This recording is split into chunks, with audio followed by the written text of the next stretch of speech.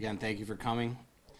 My name is Vinny Ventresca, and I'm the president of the Buffalo Professional Firefighters, IAFF Local 282. The Buffalo Professional Firefighters would like to express our deepest sympathy to the family of firefighter Jason Arno. We are here for you. Words cannot describe this tragedy, and we are devastated. To my Local 282 family, I know we'll come together to love and support each other, as we always do. To the citizens of Buffalo and Western New York, we thank you for your outpouring of support. We know we can count on the members of our community to be there for us.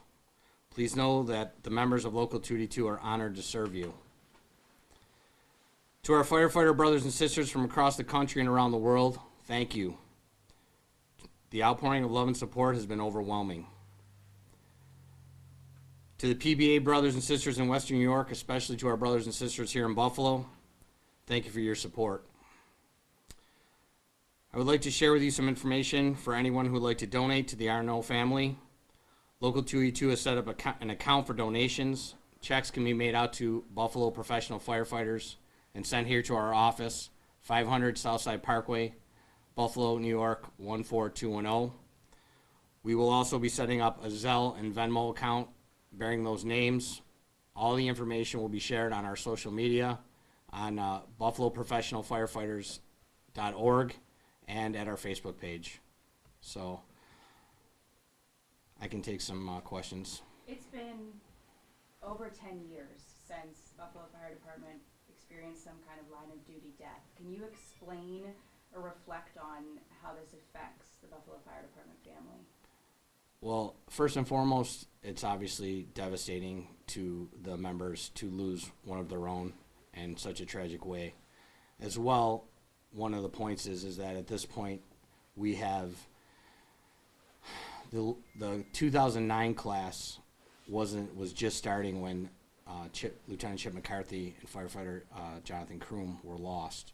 So we have had since that time over 10 classes. The vast majority of the department has never suffered this type of tragedy, and I think that it's just awful, and we're going to have to deal with it. And with coordination between ourselves and the city, we're going to be doing a lot of peer counseling and doing everything we can to serve all the members. With technology now, obviously there's a lot of video circulating, there's audio of the radio transmissions, and when members, whether they're on duty or not, hear those things, it's just awful, and see those things and know that, you know, it could be them. It's heavy burden. Whether it was you or someone within the union, can you describe the type of person that firefighter Arno was and his commitment to 3 years with the department? He was a well-liked firefighter.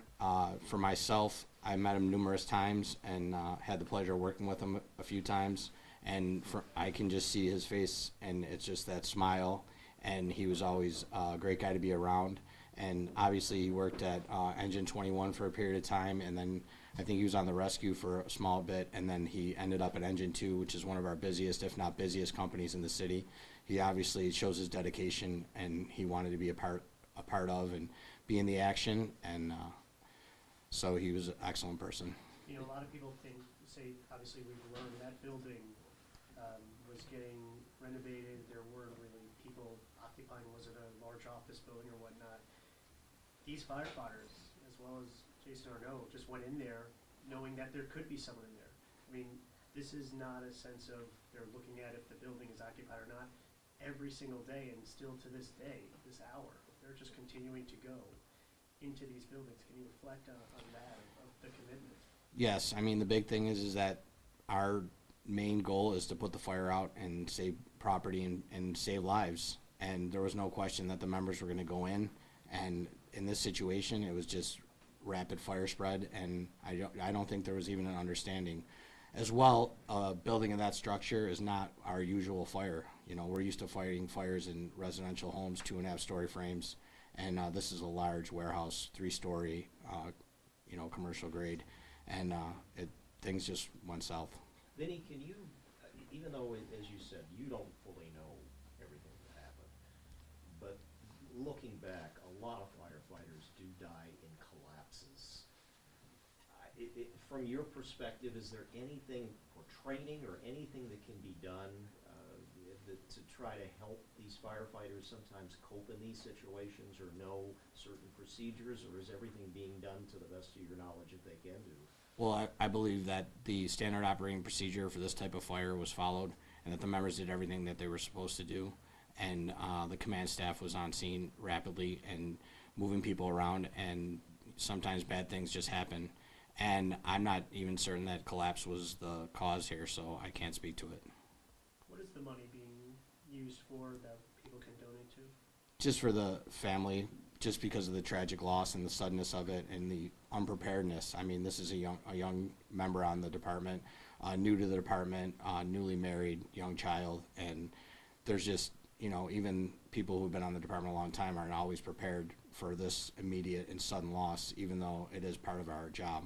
So we're just trying to raise some funds for the family and do anything we can to support our member, and that's why we're asking if, again, there's just been such an outpouring, so we just want to have a direct avenue for people to make donations, so there's no, nothing other than that. That's why we're taking the What donations. do you anticipate in terms of the memorial service? I mean, I heard you on the phone, it's still being planned. Right. But do you anticipate, and also, if you could talk, you mentioned you're hearing from firefighters around the country, apparently. Yes. What has that been like?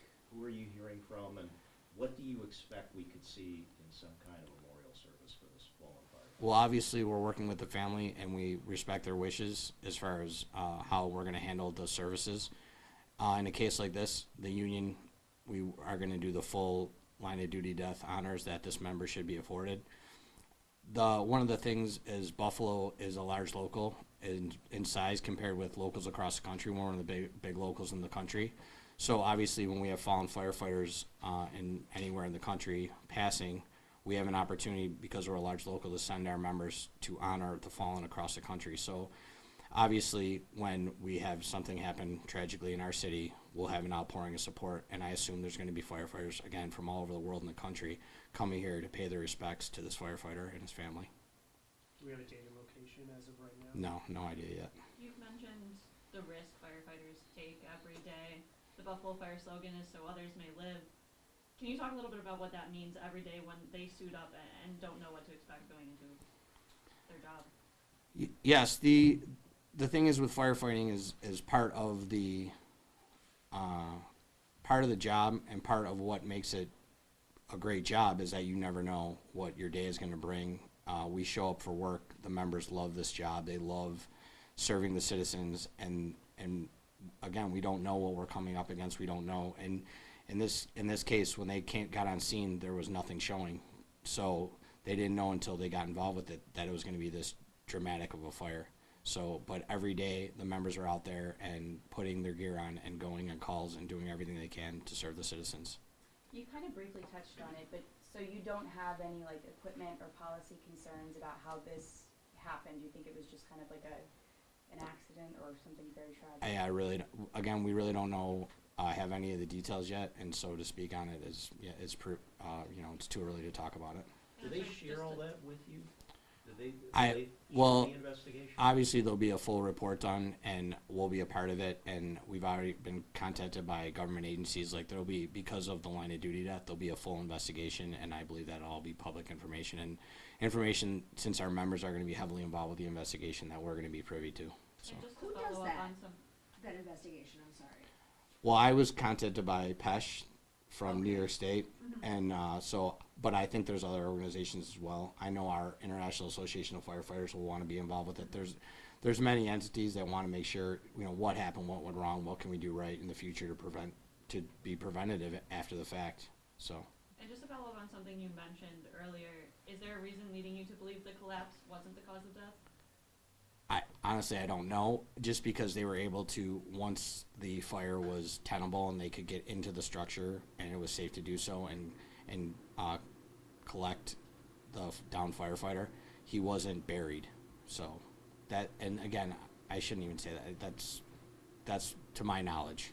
You You mentioned how triggering these sounds and videos can be. I know we at Channel 7 are making the decision not to show certain videos as it is triggering to our community of who we serve. Things are being shared on social media. Do you have a message to the public? Firefighters are part of this community. Their spouses are about sharing video of that backdraft that could affect some of the staff? I think the thing is in today's society, and it's interesting to share that because not only to the members, but I know just we did our own video for our ball this past year, and I know that it bothers my family when they see these fires and they see these horrific events that we are at over and over and over, and so the idea that that's just today's society, that videos are shown horrific things, and when people aren't connected to it and you can just press a button and share a video or watch a video that doesn't affect your life in any way, it's just where we are in society today. So you mentioned that there's going to be some peer-to-peer counselling. Is there any other support for the firefighters that's being offered right now? well, yeah, so it's nice we have coordination with the city. We have a union employee assistance program coordinator. The city has one, and they work in conjunction with each other, which is excellent. And we also are bringing in the International Association of Firefighters peer counseling team, and we're going to meet with all the firefighters tomorrow who are on duty, the first assignment companies, and they won't be on duty, and we'll meet with them tomorrow and start the debriefing process. And then, of course, because of the investigation that follows, there's just going to be a lot of discussing and talking, and as a family, and that's really what we are here at 282. We pull together and we check up on each other and calling and talking and meeting out, and we do all the things that we need to do to make sure people are all right. As those fire crews remain out of service, do the other municipalities in the area and even Rochester take over some of the services? No. So we're not going to have companies out of service at all tomorrow. What we'll have is the first in assignment companies will be backfilled by our own members, and we haven't ever had the necessity to bring in companies from outside the city. So What was that, the International Firefighters It- that providing the? International Association of Firefighters, which is the international union, which Local 282 is a part of, they will be sharing we have peer counselors already being sent. At a time like this, the members of Engine Company 2, I know you can't, I'm not gonna ask you to say how they're feeling, we know how they're feeling. But are they able to go back to work? Do you have to compartmentalize? That's what the former fire commissioner said to us yesterday. You gotta compartmentalize, you still gotta do your job. Right. But how difficult, having this in the back of your head, if you could speak for them, what would you say? I'd say for me, that they're having dealt with multiple line of duty deaths in my career. There's the first part is the tragic part, and the part that it just is devastating to you, and then the other part is there's nowhere that you'd rather be than with your crew and with your team and back to work. And part of the problem is that when you're going on that next call, when you have that next fire, you're gonna have to, you're gonna be thinking about it. You just are, and it just over time these things wane, and hopefully anything that doesn't, you're getting the help you need. I mean, that is the good thing about kind of the change in culture, is that firefighters are able to, and there is so much more of a ability now to reach out to get help, and it's not as it used to be frowned upon, but now we have so much more of an open dialogue about mental health and about caring for each other. And so I know that, yes, it's difficult to get back on the horse, but once guys and girls, they get back in the firehouse and they're with their team, they're going to want to just keep going on calls and being together. Like, that's really where you want to be. That's why, like, tomorrow we'll bring them all in as crews, and not just say you don't have to come to work. We're bringing them in as crews. We're going to do a stress debriefing with them, and then have them, together as a team in small groups, and work on, the things they need. And then, at such time, then we'll release them to go home. So Going forward with the donations and then even just looking past that, how do you continue to support his family? We know the mayor mentioned he was a young father. How do you support families going forward in even years from now? Well, I'd say that we continue. There's so many, if you look at like the last tragedy that we have, the crewman McCarthy, that we still gather at the site year after year. And there's still that idea that we never forget our fallen brothers and sisters. We had the anniversary of the explosion, same thing. And then the idea being that thankfully in New York State, the benefits and things for fallen firefighters is enough that at least she'll be okay. So that's why the donations, and there's all other grants to the federal government. We're going to do everything we can to make sure that her and his wife and his daughter are taken care of forever. As spoke to Jonathan Kroom's mother back when it was the 10th anniversary of his passing, and she expressed, the first thing that she said was her biggest fear is that he'll be forgotten. What does the union do to make sure that kind of stuff doesn't happen?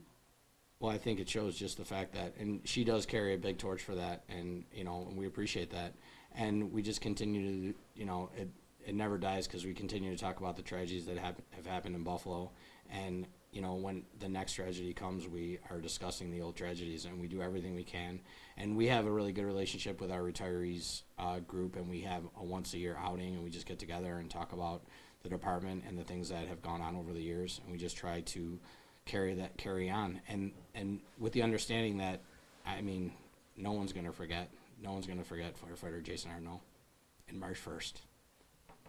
Vinny, can you just kind of talk a little bit more about, you kind of mentioned Jason was very likable, just a little bit more about, his personality, characteristics that really kind of showed who he was? Sadly, I had interacted with him. I didn't know him that well, but from what I know and from seeing, again, the interactions that we did have, he's just an upbeat, positive person, great guy. Again, the smile on his face all the time. So happy to be a firefighter, so happy to be working at busy companies, wanting to do the job to the best of his ability. Obviously, there was no question about his bravery. He was willing to sacrifice. So, it's a powerful message that all the members know that, everyone's out there doing the best they can and putting their life on the line for the citizens. Are you able to say if he was from a firefighting family? Was it a tradition? I'm not sure. Because Anything? a lot of you are. Firefighter family? Yeah. I'm not sure. That's a whole nother part of it, is that he's part of our firefighting family now, so. Just saying the tradition. Yes, I don't believe so.